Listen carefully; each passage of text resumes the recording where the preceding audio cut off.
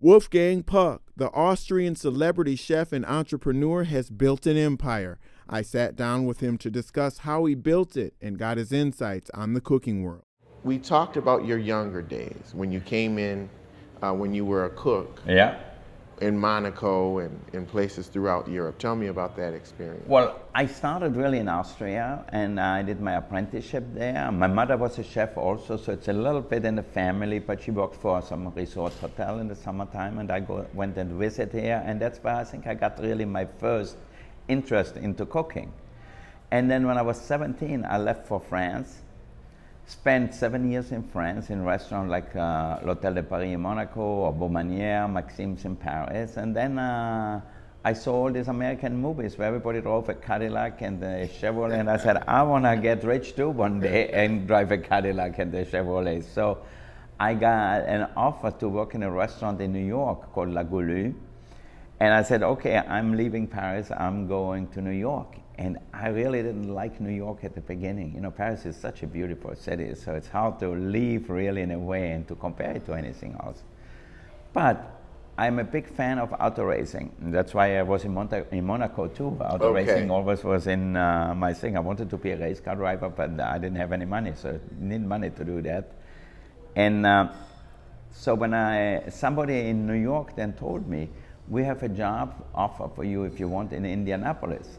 So that was in 1974, and I said, I'm going to Indianapolis. So I took the Greyhound bus, went to Indianapolis, and arrived there, and I said, oh my God, this is certainly not like Monaco or anything like that. Oh man, what a dramatic difference. Yeah. But the thing about you is that you have that, your story is not unlike a lot of entrepreneurs, where you just started out small, you had a dream, and you built it. And there wasn't really another example of a chef that had expanded vertically and horizontally so fast. I know it took you a while to get there.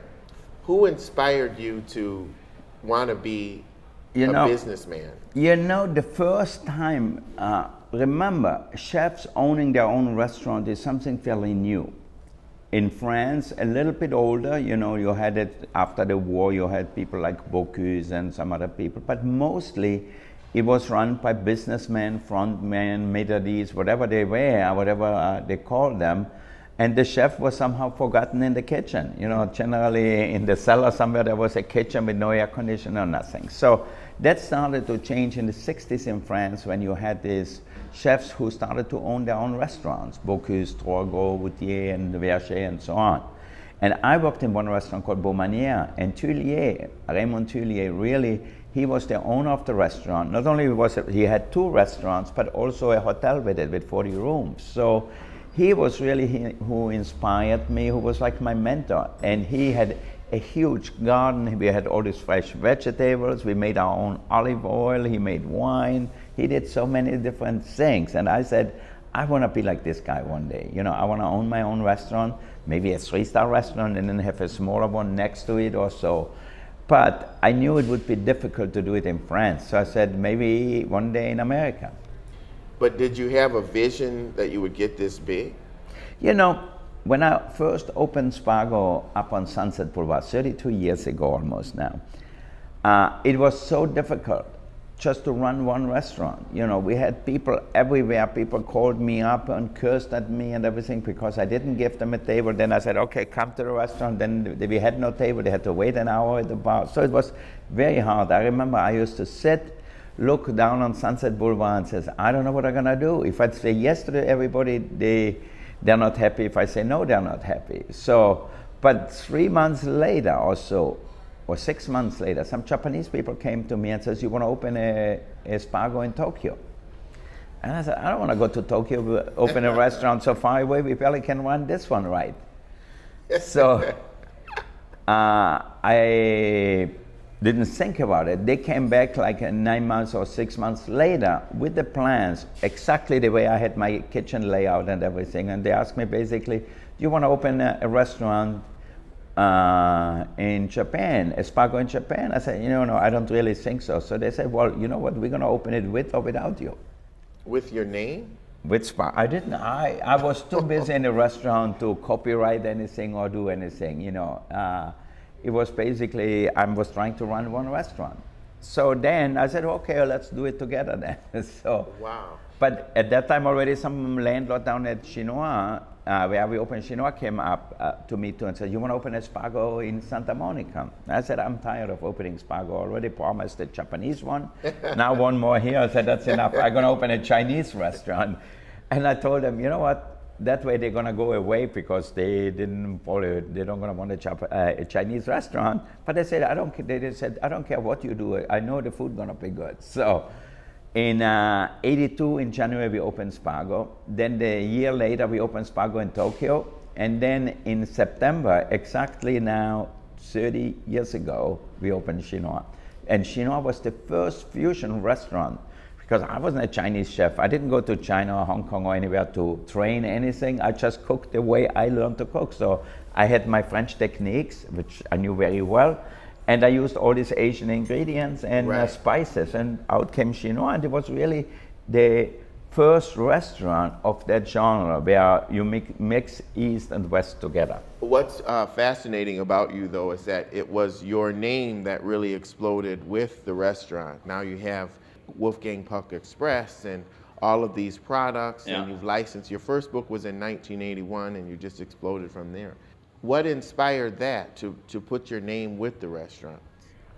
You know, it just came, it's just like a clothes designer. You know, generally everybody knows who the designer at Chanel is. You know, it's Karl Lagerfeld, so he's synonymous with Chanel really today. And for us, Spago and Wolfgang, I guess, is synonymous too, because I'm also at the restaurant all the time. I'm not a person who is hiding somewhere in an office and watches the computer and see what's going on financially. And you never wear a suit? I never wear a suit. It's much easier that way, much more comfortable, but I love to be in the kitchen. Still, the cooking part is my favorite part of what I do. And that is the case with a lot of the celebrities that I deal with, the people who realize what they are at their core, like comedians, for instance. They never stop doing stand-up because they realize that that's the core of what's made them famous. But now, when you think back to the idea that they were going to open up this restaurant without you, did you learn a lesson about owning your intellectual property? Well, a little bit. So I think then we trademarked it in England, maybe in Germany, in France, a little bit. But, you know, to run after everybody, I didn't have the money either, because each time I had something, I had to pay the lawyers. And all of a sudden I get the lawyer bill. I said, this is crazy. You know, I spend my time working and then defending some things somewhere. That somebody going to open a Spago, and people did. I remember I was in Saigon in Vietnam one time, and I had a car that drove me around. We stopped at the red light, I look out, there was Spago. I mean, they have them all over the place, and you know, if I... How did that feel?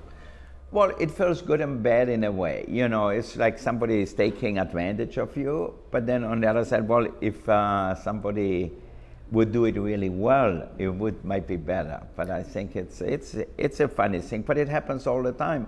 I was in Manchester this summer. My son went to Manchester United soccer camp. We go to an Italian restaurant there. I look at the menu, and they have Spago pizza on the menu. So my wife Galila asked the manager, what is this Spago pizza? Where does that come from?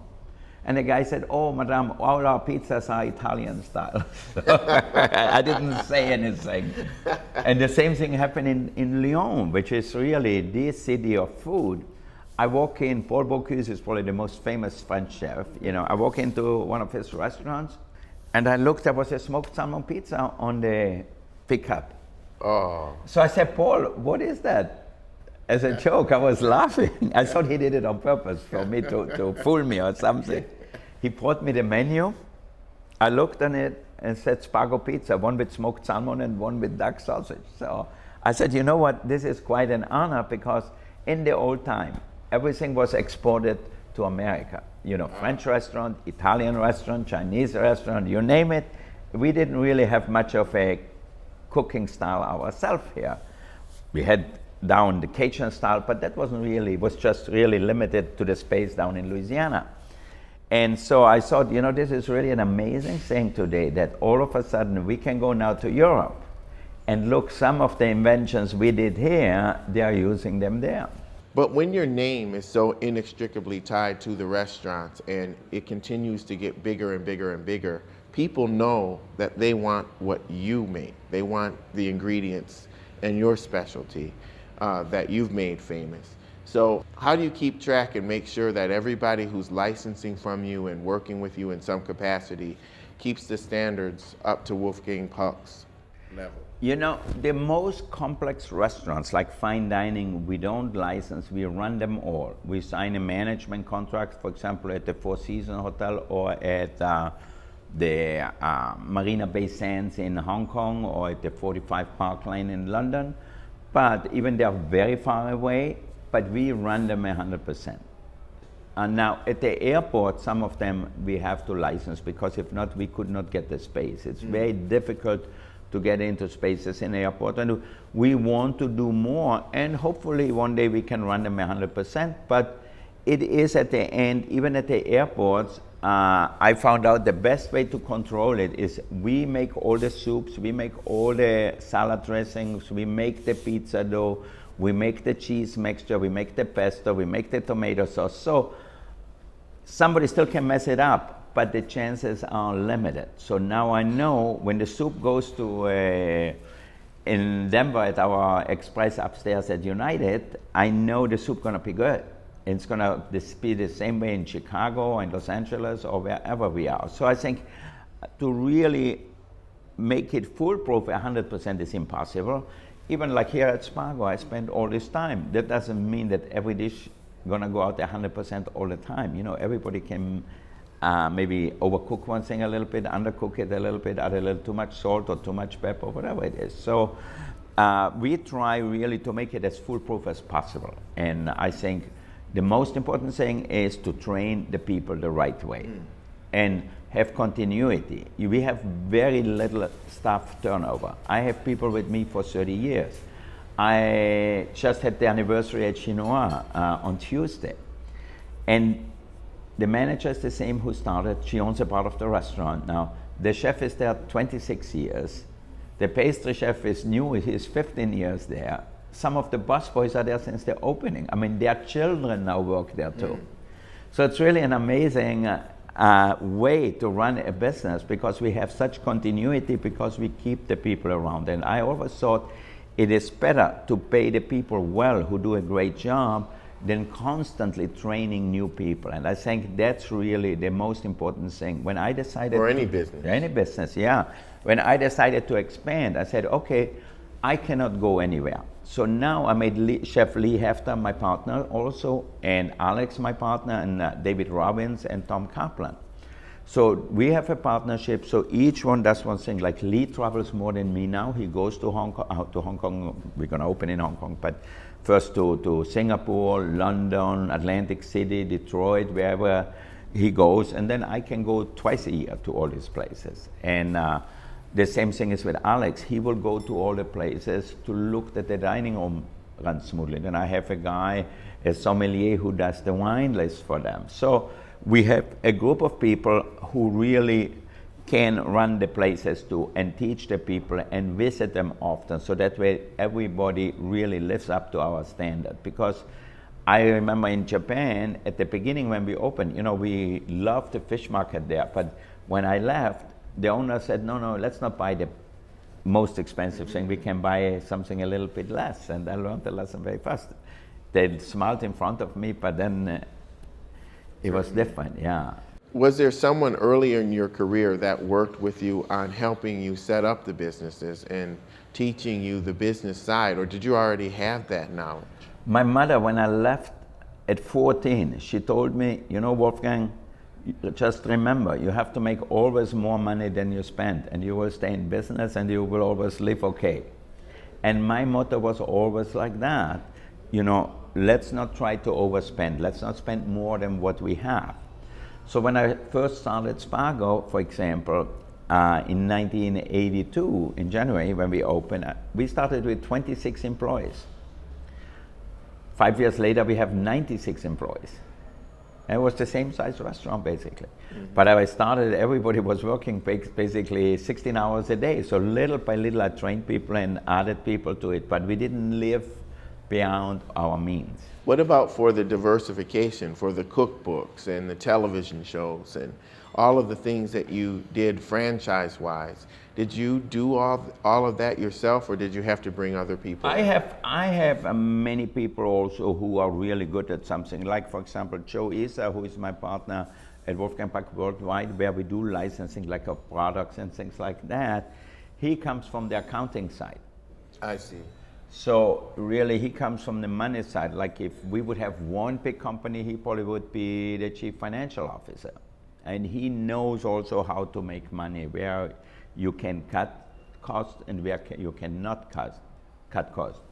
But I think if I would have gone maybe to Wharton Business School, I might have been much farther ahead, who knows. But or maybe not, maybe it would have squelched your creativity. You know what, it is so true, because I hired people from Harvard Business School and one guy almost put me back up. So, you know, it was really difficult because I believed in what they showed me on their spreadsheet. Now, a spreadsheet is easy to make, to execute is the hard part, especially in the restaurant business. Yeah? You can say, if I have 100 offers to open 100 fine dining restaurants over the next 5 years, the possibility is there, but I wouldn't have enough chefs, I wouldn't have enough managers, I wouldn't have enough pastry chefs. So maybe out of 120 will be run really well, and the other ones will probably disappear. So we expand slowly. Do you worry about expanding too much? I mean, is there a limit that you say, you know what, I think that this is the point that I can go to before I'm spread too thin? The limit is the talent. I think for me, it's really the most important thing is to get new talent all the time. We just hired a new pastry chef for the company. It's very expensive, but well worth it. You know, he makes great bread, he makes great things, but great pastries. What is more important than anything though, he is a guy who always tries to make new things. And we have to have an evolution. For example, for me, why did we remodel Spago? A year ago exactly. Right, now you're open a year since then. So I said, why did we open? Because I knew a restaurant has a lifespan. So I said, you know what, I knew we peaked already. None of the customers knew that because they saw the restaurant was still plenty of busy and also still made money and everything. So, but I said, it's time to change. Time to change the food, time to change everything. So we closed down last June. Closed for 3 months, redid the whole restaurant, had Waldo Fernandez, a well-known designer here from Los Angeles, do the interior. And we reopen up and it gives the whole thing a new life. But it also gives a new life to me. Because I know if I would have kept it the same, I know where we would have gone. We would have been at the restaurant cemetery. Just like all these other restaurants. You really believe this restaurant could go out of business without change? Without change, there are very few restaurants who can survive 30, 40, 50 years without change. Now there are a few, there's always a few exceptions in everything. But I think if we would not change, we wouldn't go out of business right away, but maybe 10 more years. But I don't want to be just an also run. See, I think as long as I want to stay there, I want to stay relevant. I want to stay that people say, wow, you want to go to Spago, they are still doing it. They're still inventing new things. They're still having exciting things on the menu. Well, now you've broken into TV and you've acted in all kinds of things. You've been on Top Chef. And there's this whole phenomenon now of people trying to basically copy you and be the next Wolfgang Puck. What do you think about the phenomenon of reality TV and what that's doing? Is that good for your profession or not? You know, reality TV is certainly good to get people interested in the food world. And it made being a cook, being a chef, a very, very sought after profession. Because people think, oh, the next thing is I'm gonna be on television, then I'm gonna open my own restaurant, and everything gonna be easy. Now, just like in sports, not many of these people actually can be on a reality show on Top Chef or whatever it is. I think very few people can actually run their own business or cook that well that it's a little different. That people will say, well, we have to try this place. This person is doing really an amazing job. But I think all in all, it had these cooking shows have a very positive effect on all the restaurants, because it brings many more smart people into our profession. Whereas before they would have become lawyers or doctors or engineers, now they say, I want to be a chef. Is there a camp of people that say, when you diversify and when you lend your name to licensees and all of those things, that it's not as pure? Are you ever criticized for expanding so much? You know, Isaac Stern, the violinist, told me one day, because I was talking about him about critics. And he said, you know, critics, they are like eunuchs. They know, but they can't.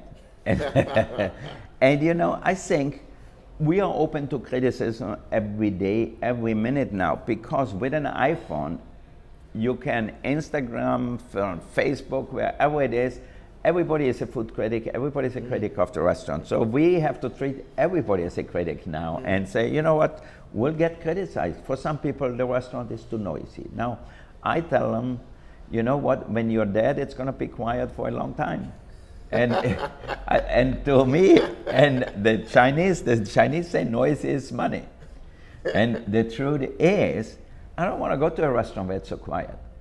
You know what? I stay home then. If I want a quiet evening, I stay home, have dinner with my wife at home, and the kids are asleep, and it's fine. And you know the formula that you have put together, and it's worked. So, yeah. So I think there's always these critics out there who want everything. I think we have to stay focused on what we want to be, how we want to run our restaurant, what food we want to serve, and how we want to serve it. And if we execute really well, people will come. What can we expect from you in the next 5 years? I think in the next 5 years, we'll continue to expand. Now, there are many possibilities. We are expanding in the Middle East. In Dubai is the first restaurant we're opening next February. Then in Doha in the fall. And then hopefully in Shanghai. So we'll continue to expand with fine dining. We're also going to continue to invent new food for the supermarket. I just hired a company to design a whole new packaging, the way people will look at us. Because I think for many years, I made, for example, frozen pizzas, but when they were on the shelf, they looked pretty similar to the other ones. I made iced coffee like in glass containers. They looked like the Starbucks container. And I finally sat down this beginning of this year in the springtime that I said, you know, if we want to be successful, we should be different. People should go to a supermarket, should go and buy something and say, God, this is really different and it tastes better, but the packaging looks better. So if you put a Mercedes engine into a Buick car, it will be a Buick at the end of the day. So you have to have not only the engine, you have to have also the rest of it. Okay, Wolfgang Puck, what I really love about you is you're still cooking every day. You haven't got too big for that. Why getting too big? That's the best part of my life. You know what? I cook for my family at home whenever we go home. A few times my wife cooks. She makes good lasagna and good pasta and good Ethiopian food. When she does that, she's really good. She makes good Ethiopian coffee. But we don't live on that just. If not, we would be really skinny. So I think I love to cook at home. I love to cook in a restaurant. I still go to the farmer's market. I go to the Chino farm. I go to the fish market. I much rather do that than going to Neiman Marcus shopping. And that's your passion. And that's why you're so successful. I think so too. I think, and I was really wondering when I was younger, if I could keep that passion to still loving what I do and do it actually, you know, not just talking about it. And I think I'm so lucky that I still feel the same way about food, about restaurant, about people in general as I did when I started 35 years ago in the restaurant business. All right, you're going to take me in the kitchen. I'll take you in the kitchen and show me how to make a good dish in 5 minutes. Okay. We'll show you. Is that possible? Oh, we'll show you. Thank you so much. Thank you. And with Wolfgang Puck, I'm Lee Hawkins. We'll see you next time. Stop eating. Take out the pizza. Eating. Yeah. Okay, good. All right. Now, you want to put it here? All right. Not bad for a beginner. Look at that. Unbelievable. I love fashion too. You know, I'm surrounded by women my whole life. So obviously I love you fashion. and Scott, man. I feel sorry for you respect sometimes. It, but, you should. But you got to branch off someday.